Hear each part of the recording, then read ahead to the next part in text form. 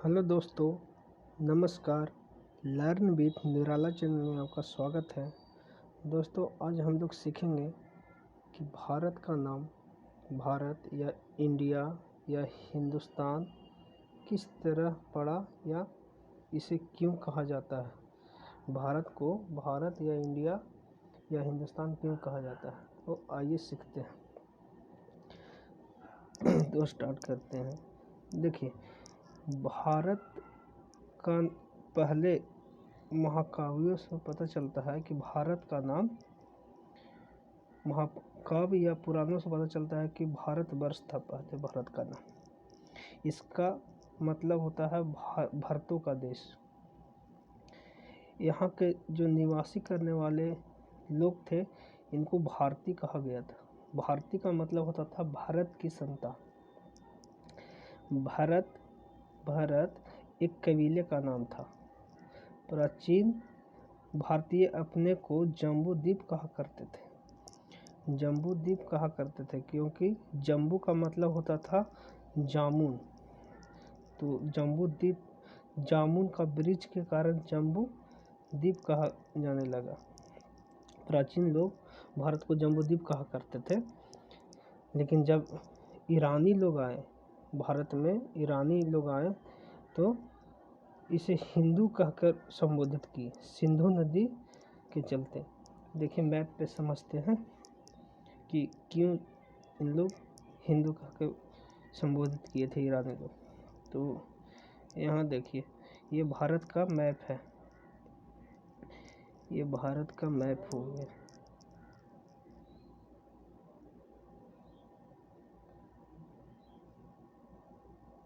भारत का मैप है और यहाँ पे आप देखिएगा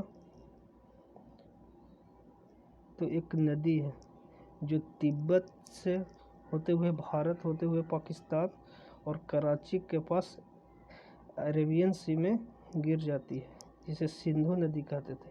और यहाँ पे रहा ईरान। तो ईरान लोग जब भारत पे आए तो सिंधु नदी के पार किए थे। और यहाँ पे है हिंदू कुश पर्वत।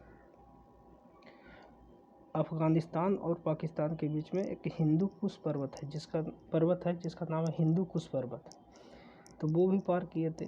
तो इन लोग के सिंधु नदी मतलब हा कहने में दिक्कत होता था ईरानी लोग को।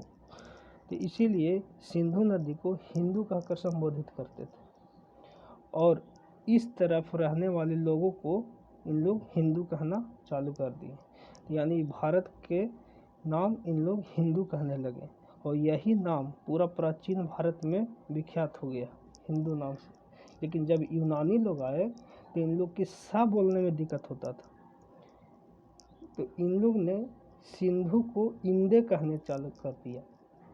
यूनानी लोग जब आया तो इन लोग हिंदू के चलते इन लोग इंदे बोलने लगा, और जब अंग्रेज लोग आए तो इंदे के चलते इसका नाम इंडिया बोलने लगे। यूनानी भाषा इंदे बोला जाता था, यूनानी भाषा में इंडिया को इंदे बोला जाता था।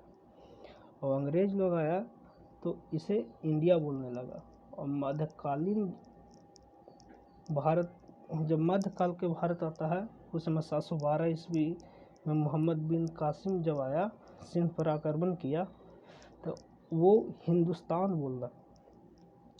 तो इस तरह से हमारा भारत का नाम हिंदू या इंडे या इंडिया या हिंदुस्तान पड़ा। तो यहाँ पे आप लिखा हुआ है कि ईरानी लाया तो हिंदू बोला, सिंधु नदी के कारण ही बोला, और यही पश्चिम में यह नाम फैल गया हिंदू। यूनानी आया तो इंडे बोला, अंग्रेज आया तो इंडिया बोला, यूनानी भाषा के आधार पर इंडिया बोला गया, और मध्यकाल में हिंदुस्तान कहा जाने लगा। लेकिन जब भारत का संविधान बना 26 जनवरी 1950 को जब लागू हुआ, तो इस देश को भारत और इंडिया नाम से संबोधित किया गया। देखिए, इतिहास, भारतीय इतिहास के अध्ययन की सुविधा से 3 भागों में बांटा गया। और ये 3 भाग में बांटने का श्रेय क्रिस्टोफ सेलियस को जाता है। क्रिस्टोफस सेलियस को जाता है। ये बांटा था 1638 से 1707 ईस्वी में। ये 3 भागों में बांटा, जैसे प्राचीन भारत, मध्यकालीन भारत और आधुनिक भारत। तो सबसे पहले हम प्राचीन भारत पढ़ेंगे, तो ये अगले वीडियो में देखेंगे। थैंक यू वीडियो देखने के लिए। तो मिलते हैं अगला वीडियो में।